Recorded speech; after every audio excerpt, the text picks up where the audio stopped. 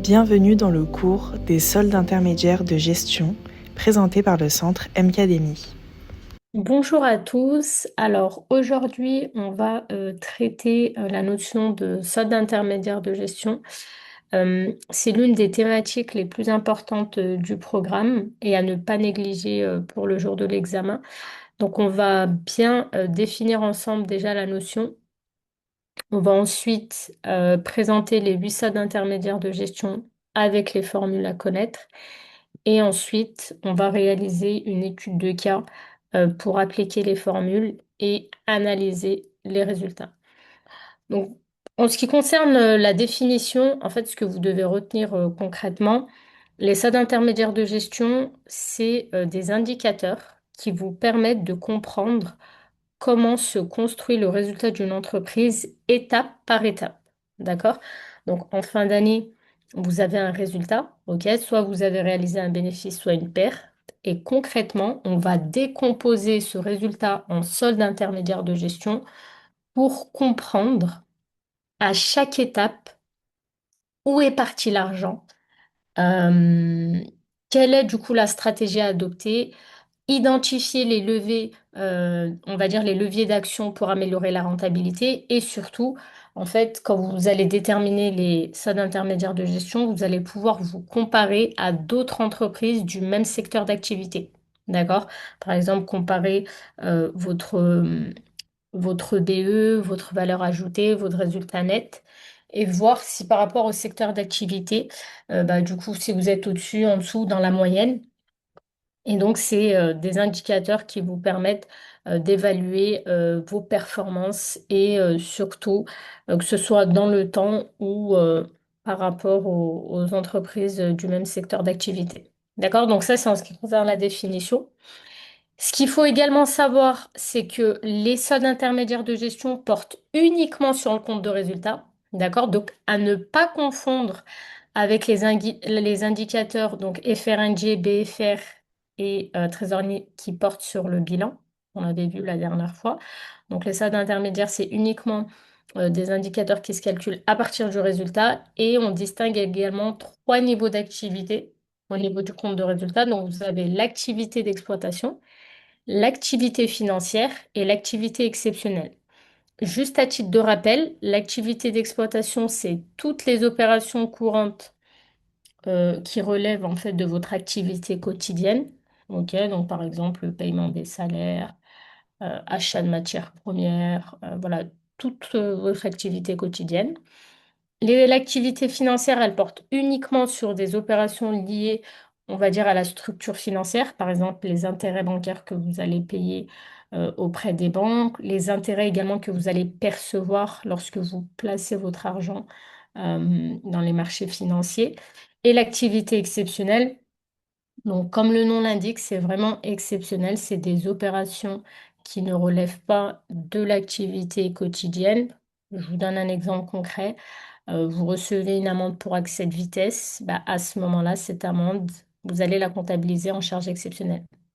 Vous percevez une indemnité d'assurance suite à un sinistre, bah, vous allez enregistrer cette indemnité en produit exceptionnel.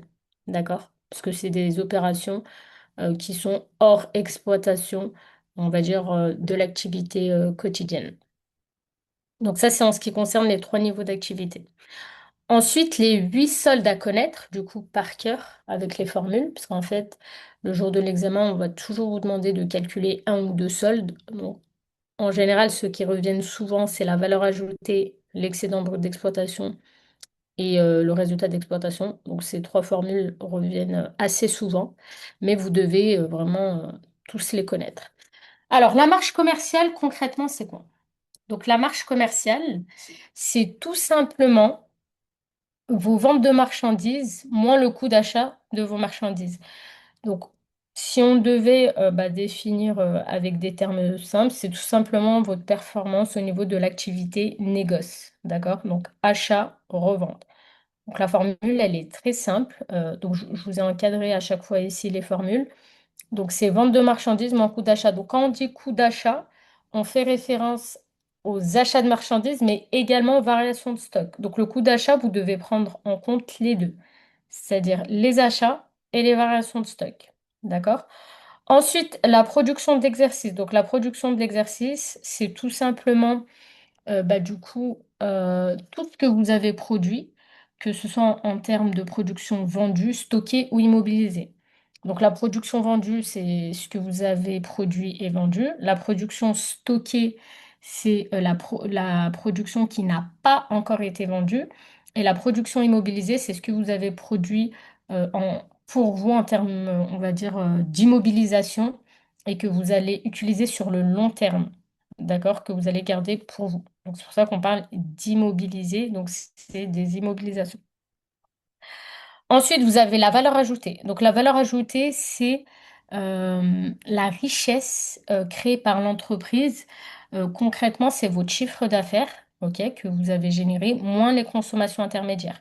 Donc les consommations intermédiaires, c'est, on va dire, un synonyme, c'est tout ce que vous avez acheté auprès des tiers et donc tout ce qui a été produit par des tiers et non par vous. Donc c'est pour ça qu'on déduit les consommations intermédiaires du chiffre d'affaires pour avoir justement la richesse réellement créée par l'entreprise.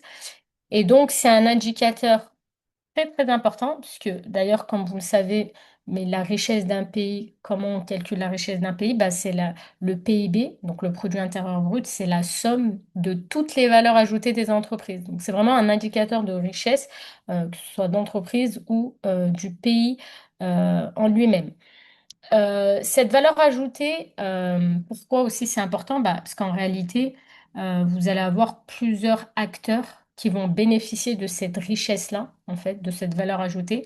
Et en fait, parmi les acteurs, bah, vous avez les salariés à travers les salaires, vous avez l'État à travers du coup les impôts et les taxes, vous avez en acteur également les associés à travers les dividendes. Vous avez également donc la partie autofinancement. Donc en fait, la partie autofinancement, c'est ce que vous allez réinvestir pour la société.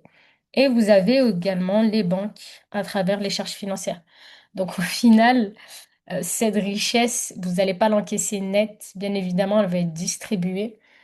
Et après distribution, bah, ce qui vous reste à ce moment-là, euh, vous allez voir qu'il y a une réelle différence entre bah, le chiffre d'affaires et le résultat net.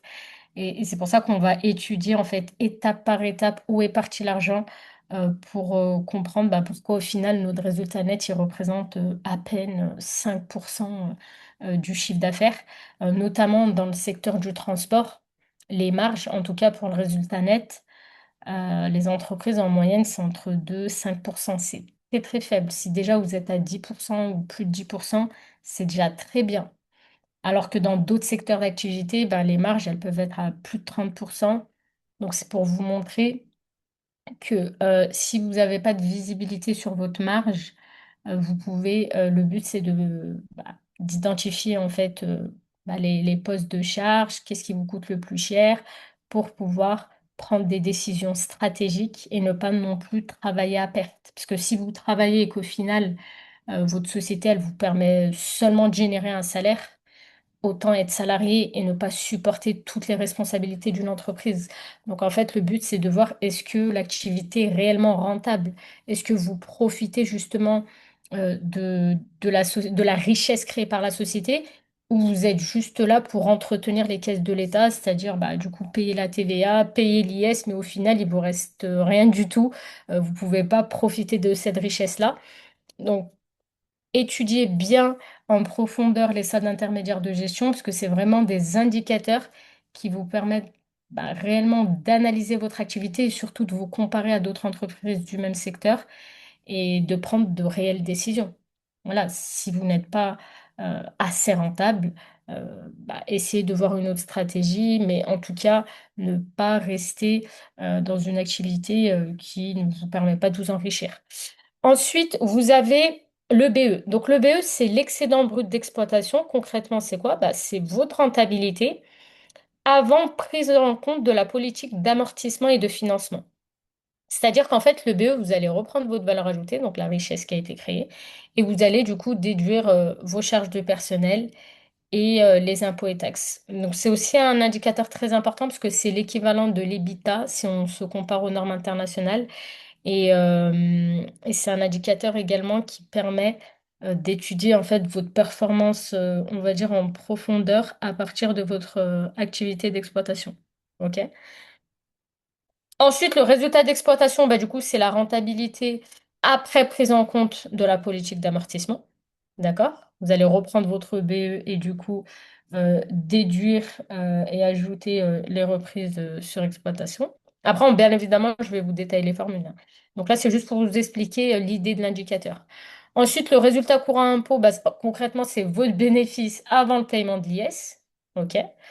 Le résultat exceptionnel, c'est tout simplement la différence entre vos produits exceptionnels et vos charges exceptionnelles. Et le résultat net, bah, c'est le résultat final après le paiement de l'impôt sur les sociétés. D'accord? Donc ici, si on reprend toutes les formules, après vous devez les apprendre par cœur, mais bien évidemment, c'est avec avec la pratique que vous allez les assimiler. Parce que si vous les apprenez par cœur bêtement, dans quelques jours, vous allez les oublier. Par contre, si vous les pratiquez de façon régulière, vous allez les assimiler. Et le jour de l'examen, ça va être très fluide. OK? Donc ici, la marge commerciale, donc la formule, elle est très simple. Vente de marchandises moins coût d'achat. Pour obtenir le taux de marge, c'est tout simplement votre indicateur divisé bah, du coup, par la vente fois 100. Toujours fois 100 pour avoir un pourcentage. Ensuite, la production de l'exercice, on a dit qu'on additionnait les trois. Donc là, c'est très simple. Il y a juste à additionner les trois productions au niveau des produits sur le compte de résultat.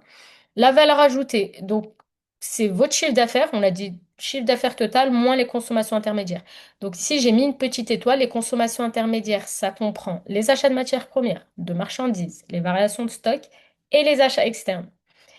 Ici, j'ai mis où. En fait, ça, c'est vraiment dans le cas où vous avez déjà calculé la marge commerciale et la production d'exercice. Vous avez juste à additionner les deux et déduire, du coup, ici, le coût d'achat des matières premières et les charges externes. J'ai bien précisé que matières premières parce que les variations de stock, vous les avez déjà pris en compte dans la marge commerciale. Donc, j'ai pas mis marchandise parce que la marchandise a déjà été calculée dans la marge commerciale. Donc, je vous le remonte. Vous voyez, donc ici, la marge commerciale, c'est vente marchandises moins coût d'achat marchandises. Du coup, c'est pour cette raison-là que ici, on prend en compte que le coût d'achat des matières premières. Donc, ici, juste à titre de rappel, ça, c'est dans le cas où vous avez déjà calculé la marge commerciale ou production. Mais parfois, le jour de l'examen, on vous donne directement le chiffre d'affaires hein, sur le compte de résultat. Donc, il y a juste à reprendre le chiffre d'affaires et déduire toutes vos consommations intermédiaires. Donc, que ce soit matière première, marchandises. Et parfois, dans des comptes de résultats, vous n'avez pas forcément de marchandises. Inversement, vous n'avez pas forcément de matière première. Donc, c'est en fonction de l'énoncé. Ça, c'est la formule complète. Mais après, le jour de l'examen, il faut s'adapter au sujet. Si vous ne trouvez pas de marchandises, bah, vous ne devez pas être perturbé, dire, ah, mais du coup, comment j'applique la formule? Il n'y a pas de marchandises. Bah, il n'y a pas de souci. Vous prenez que les données qu'on vous donne. Ensuite, pour les achats externes, concrètement, bah, c'est les achats auprès des fournisseurs. Donc les loyers que vous payez, les honoraires, la sous-traitance, tous ces éléments-là font partie des achats externes. Ensuite, ça c'est une petite précision, hein, mais bon, ça on le verra par la suite quand on va étudier les salles intermédiaires de gestion retraitée. Pour avoir le CA net, vous devez déduire la sous-traitance du chiffre d'affaires. Mais ça, vous allez le voir dans la vidéo d'après. Pareil, pour obtenir votre taux de valeur ajoutée, vous reprenez la valeur ajoutée, vous divisez par le chiffre d'affaires et vous multipliez par 100 et vous obtenez votre pourcentage. OK? Donc ça, c'est très simple en termes d'application. La formule de l'EBE, donc comme je vous l'avais dit, vous reprenez l'indicateur précédent, donc la valeur ajoutée, vous ajoutez les subventions et vous déduisez du coup les impôts et taxes et charges de personnel. Je tiens à préciser que les impôts et taxes, ce n'est pas l'IS. Vous ne devez pas confondre les deux. L'IS c'est déduit tout à la fin pour obtenir le résultat net. Là, on parle uniquement des impôts et taxes. Donc, ne confondez pas les deux. Ensuite, en ce qui concerne le résultat d'exploitation, donc comme je vous ai dit, c'est l'EBE en prenant en compte la politique d'amortissement. Donc, vous allez ajouter vos reprises d'exploitation et vos autres produits et déduire les dotations. Ensuite, en ce qui concerne la formule du résultat courant avant impôt, vous allez du coup reprendre votre résultat d'exploitation et ajouter le résultat financier. Donc le résultat financier, c'est très simple. C'est vos produits financiers moins vos charges financières. Donc on va faire une application juste après. vous allez comprendre le déroulé de A à Z. Ensuite, le résultat exceptionnel. Donc, vous faites produit exceptionnel moins charge exceptionnelle. Donc, ça aussi, il n'y a vraiment pas de difficulté. Et ensuite, le résultat net, c'est tout simplement le résultat courant avant impôt, plus votre résultat exceptionnel, moins la participation des salariés, moins l'IS. Donc là, c'est vraiment le résultat net qui vous reste. Donc là, je vous ai fait un petit récap sous forme de tableau, en fait, juste pour vous mettre en avant l'effet cascade des salles d'intermédiaire de gestion. C'est-à-dire que pour chaque indicateur, vous avez besoin de l'indicateur précédent pour pouvoir trouver votre résultat. Donc là, par exemple, le BE, bah, vous reprenez votre valeur ajoutée, vous ajoutez les subventions, vous déduisez les impôts et taxes et les charges pour obtenir le BE. Une fois que vous avez obtenu le BE, bah, vous ajoutez les autres produits et reprises et vous déduisez les autres charges et dotations et vous trouvez le résultat d'exploitation. Ensuite, vous ajoutez les produits financiers et les charges financières et vous déduisez les charges financières pour obtenir le résultat courant avant impôt. Et quand vous ajoutez du coup le résultat exceptionnel et vous déduisez la participée et l'IS, vous trouvez le résultat net. Donc vous voyez, c'est vraiment un effet cascade. Donc chaque indicateur, vous allez le reprendre pour l'indicateur suivant. Ensuite, concernant les ratios, ça c'est pour l'analyse. Le jour de l'examen, si on vous dit, bah, du coup, définissez le taux de marge ou interprétez vos résultats, bah, ça, les formules, elles sont très simples. Il y a juste à reprendre l'indicateur, divisé par le chiffre d'affaires fois 100. OK? Et ensuite, vous interprétez par rapport au pourcentage. Est-ce que c'est satisfaisant? Est-ce que c'est insuffisant? Euh, Comment ça se fait? Donc, si par exemple, vous passez d'un taux de valeur ajoutée à, je ne sais pas, plus de 50% et qu'ensuite le taux de BE, il est du coup à 20%, bah, là, il y a un souci, c'est-à-dire vous allez vous dire, bah, du coup, où est parti l'argent? Est-ce que c'est plus le personnel qui me coûte de l'argent? Est-ce que Et ensuite, vous allez prendre des décisions stratégiques. Donc, si le poste personnel vous coûte réellement, vous allez peut-être songer à recourir à la sous-traitance parce que vous n'avez pas la partie cotisation sociale. Donc, vous allez arbitrer en fonction des indicateurs. Ensuite, la CAF. Donc la CAF, on a dit que c'était la capacité d'autofinancement. Donc c'est une notion très importante que vous allez avoir aussi le jour de l'examen. Donc concrètement, c'est un indicateur qui permet de mesurer votre flux de trésorerie, OK? Et vous allez du coup prendre en compte que on va dire, les produits encaissés et les charges décaissées, puisque c'est un flux potentiel de trésorerie. En fait, c'est vraiment votre capacité à vous autofinancer à partir de votre bénéfice. Donc, c'est un indicateur aussi d'indépendance pour montrer que bah, du coup, vous ne dépendez pas forcément des banques. Et vous avez deux formules pour calculer la CAF. Donc, soit vous partez du résultat net et du coup, vous annulez toutes vos charges calculées. C'est pour ça qu'on les ajoute ici, les dotations aux amortissements et la BNC. Et vous déduisez les reprises et les produits d'éléments d'actifs. Donc ça, on appelle ça les produits calculés. Donc vous les annulez également. Donc pourquoi là, ça devient un plus les charges? Bah, tout simplement parce que pour le résultat net, on a fait produit moins charge. Et étant donné que c'était comptabilité en charge les dotations, bah, pour les annuler, on met un plus. Et inversement, les produits, pour les annuler, on met un point. Ensuite, la méthode soustractive, ben, on part de l'EBE. On ajoute tous les produits hors poste BE, parce que sinon c'est un doublon. Si vous avez pris en compte ici les postes de produits, si vous les ajoutez ici à nouveau, bah, vous allez doubler du coup le calcul. Donc je précise hors poste BE, moins toutes les charges décaissables hors poste BE y compris l'IS et la participation. Ça, je le précise parce que parfois, dans le compte de résultat, c'est tout en bas. L'IS et la participation, c'est tout en bas et il y a certains candidats qui oublient de prendre en compte l'IS et la participation, donc vous devez bien les déduire. Il faut bien déduire l'IS et la participation. Donc ici, on va faire un cas ensemble, d'accord? Donc vous allez voir, c'est très simple. Je vais lire l'énoncé du coup. Donc, euh,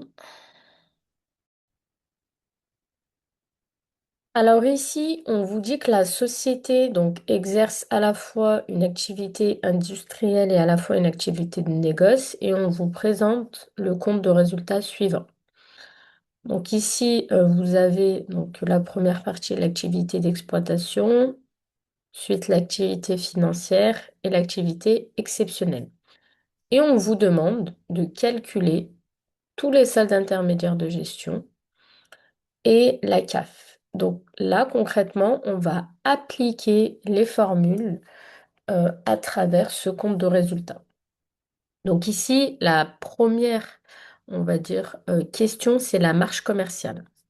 Donc la marge commerciale, on avait dit que c'était les ventes de marchandises moins le coût d'achat des marchandises. Donc ici, les ventes, vous avez 620 000 et le coût d'achat, on avait dit que c'était les achats de marchandises et les variations de stock de marchandises. Donc là, on va en prendre en compte 380 000 et la variation ici, elle est négative. Donc on prend bien en compte le montant négatif.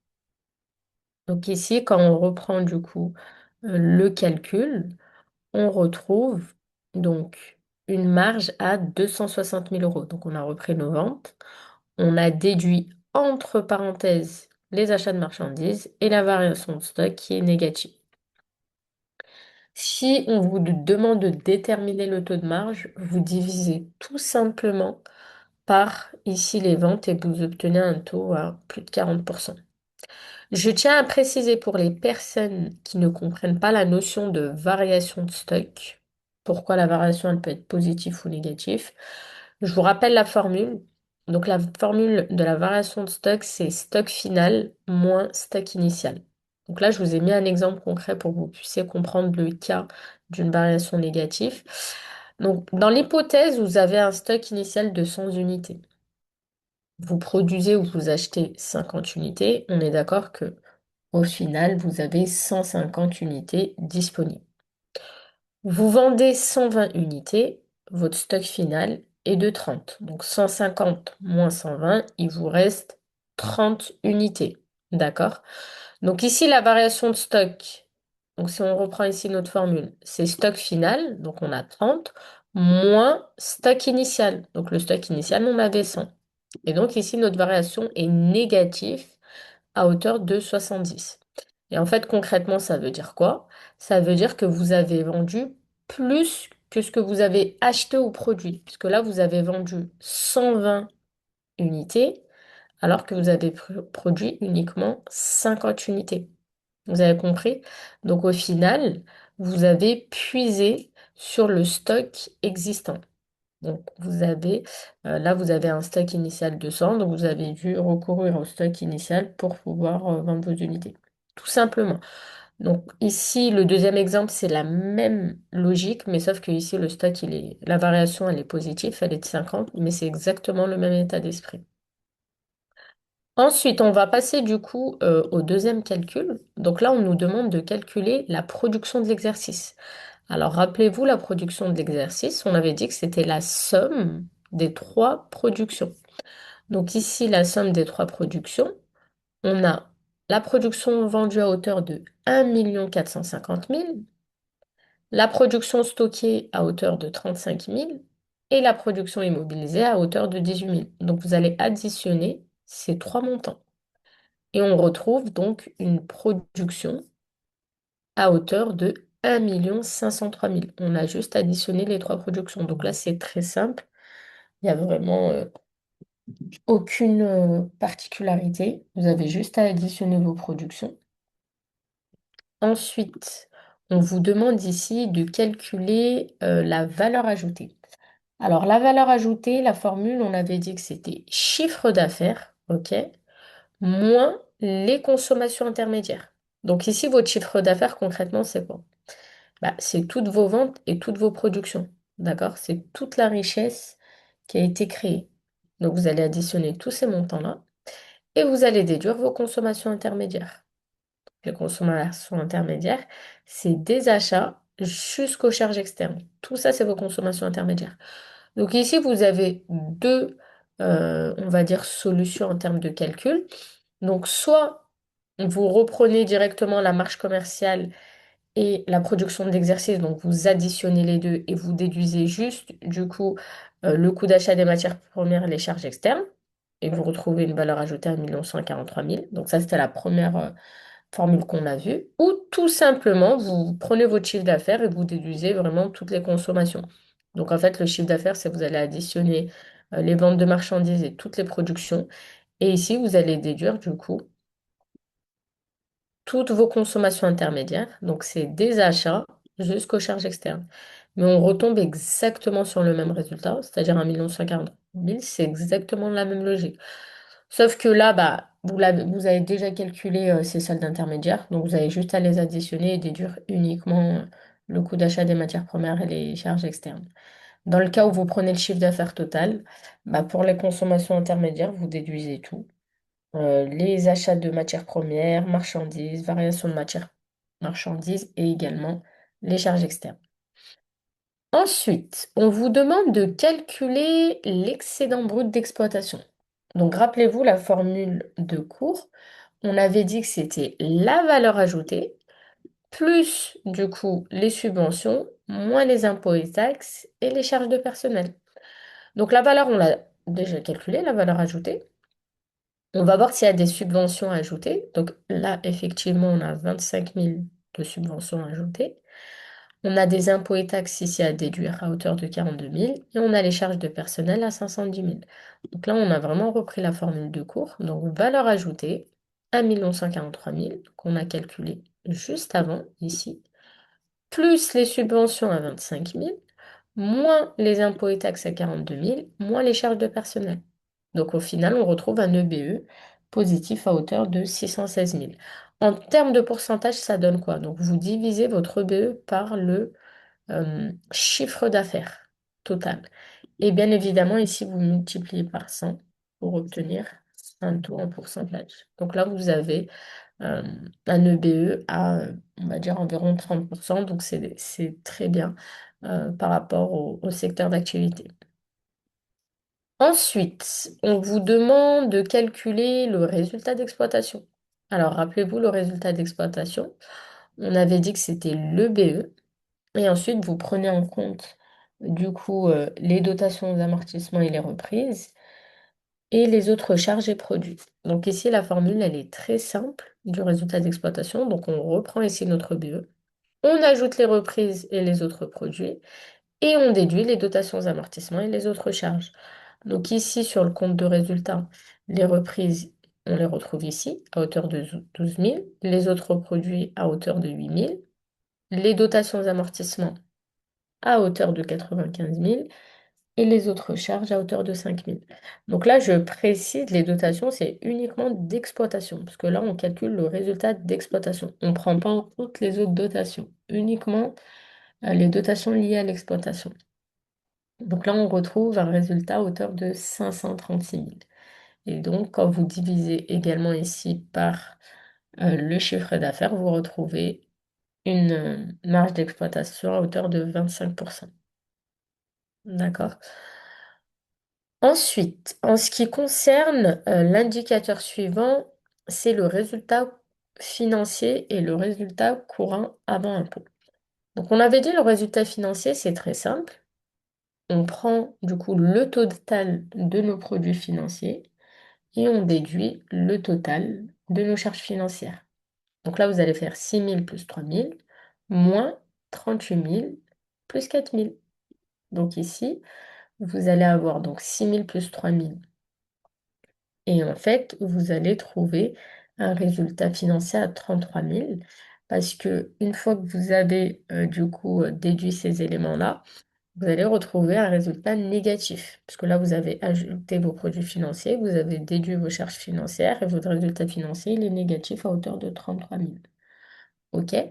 Ensuite, la formule du résultat courant, on a dit qu'on additionnait le résultat d'exploitation et le résultat financier. Donc, le résultat d'exploitation, on l'a déjà. 536 000, on le reprend.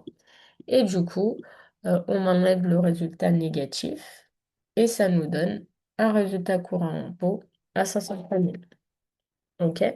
Donc, quand on additionne les deux, on retrouve 503 000. Parfait. On va passer du coup à l'indicateur suivant. Donc, ici, c'est le résultat exceptionnel.